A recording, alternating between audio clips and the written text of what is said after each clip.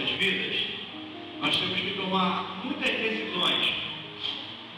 Você, ao levantar, você já pensa numa série de coisas que você tem que estar efetuando no dia que se inicia. Você pode até estar de férias no seu emprego, mas você sabe que tem tarefas, tem coisas a fazer. À noite, quando você está deitado, de repente você acorda no meio da madrugada e sente uma sede grande, e você tem uma opção a fazer. Ou levanta e vai até a geladeira, vai até o filtro e toma uma água, ou você continua com sede e espera que o sono volte e torne a dormir. Às vezes pode parecer coisas assim tão pequenas, mas as decisões que tomamos na nossa vida são muito importantes. Há caminhos que eles são propostos na nossa vida a cada momento. O fato, às vezes, de você até daqui a pouco querer levantar para ir beber água, para ir ao banheiro, é algo que você tem controle. É algo, a não ser que você esteja passando muito mal, que você pode ficar focado. O calor, ele pode te atrapalhar até um certo ponto. Hoje, quando nós almoçávamos, nós estávamos num ambiente quente e o Gabriel quis trocar de lugar para ir para perto da janela. Eu estava no mesmo ambiente que ele, o mesmo calor nos afligia, mas eu estava absorto daquilo ali. Se eu deixo que algumas coisas venham tomar a minha mente, venham tomar o controle da minha vida, com certeza eu vou caminhar de acordo com aquilo que eu traço, o caminho que eu me coloco para seguir. Há muitos caminhos, eu gostaria dessa vez estar falando com você com relação a esses caminhos, a alguns desses caminhos. Eu convido você para abrir a sua Bíblia no livro de Judas. Judas é um livro antes do livro do Apocalipse, que só tem um versículo. Então eu não vou mandar você abrir Judas, capítulo tal, versículo tal. Eu gostaria de ler com você o versículo de número 11 do livro de Judas. Ai deles, porque entraram pelo caminho de Caim e foram levados pelo engano do prêmio de Balaão e pereceram na contradição de Corá. Você conhece a história de Caim e Abel.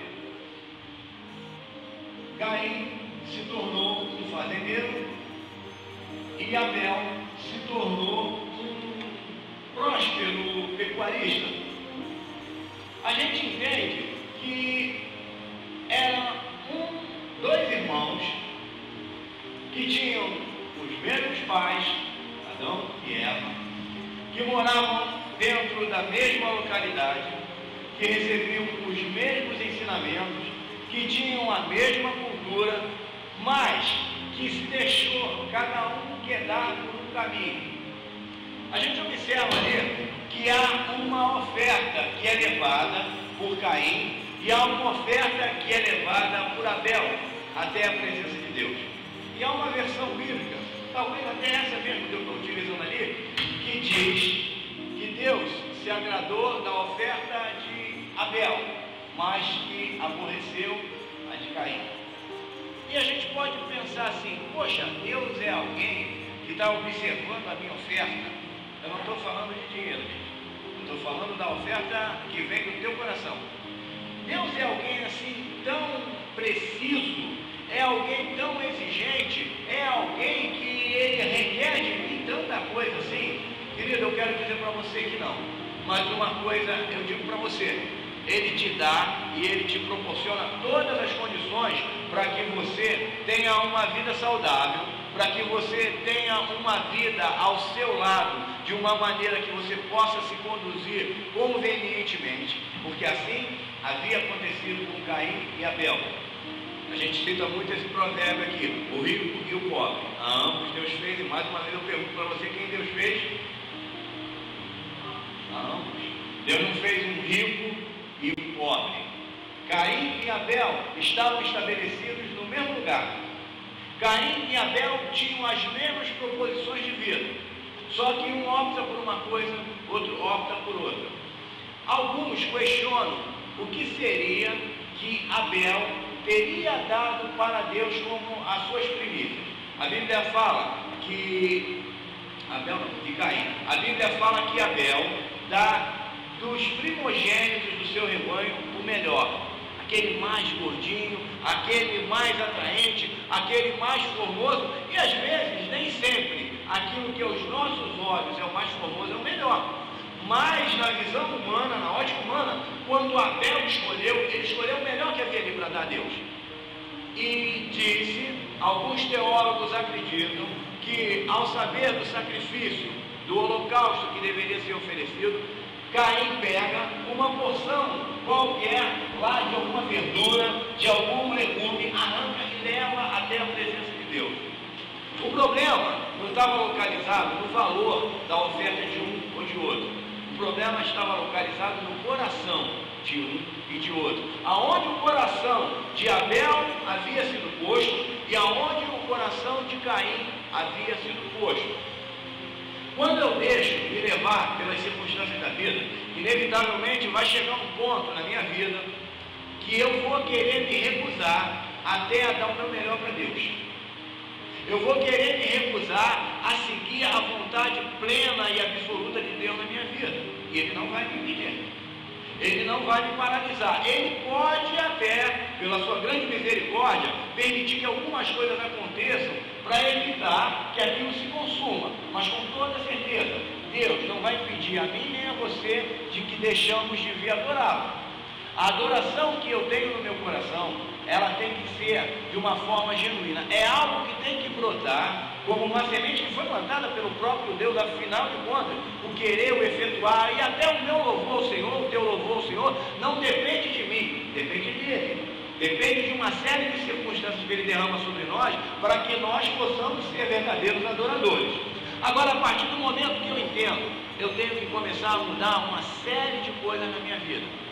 Um caminho foi proposto para Abel e outro para Caim? Não. Foi proposto um único caminho para os dois. Só que Caim declina por um caminho, Abel vai por outro. Abel não se importou de talvez daquele primogênito que ele havia retirado para a oferta, para o holocausto ao Deus, talvez fosse o que rendesse um maior lucro para ele. Ele não se importou com isso.